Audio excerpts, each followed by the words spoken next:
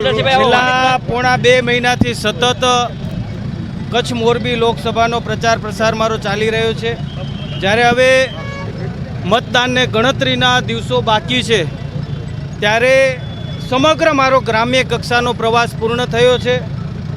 500 કરતાં વધારે ગામડાઓ, 500 કરતાં વધારે નાની મોટી સભાઓ, કાર્યક્રમો, 500 કરતાં વધારે મંદિરો અને 15,000 કિલોમીટરનો પ્રવાસ આ પોણા 2 મહિનાની અંદર સમગ્ર કચ્છ મોરબી લોકસભામાં થયો છે। આજે હવે જ્યારે મોરબી મધ્યે અમે આવ્યા છીએ અને મોરબીમાં આજે ભવ્ય રોડ શોનું આયોજન છે। મોરબીની જનતા મતદારોને હું નમ્ર વિનંતી કરું છું, 7મી તારીખે જ્યારે મતદાન છે ત્યારે અચૂક અને ફરજિયાત આપણે બધા મતદાન કરીએ।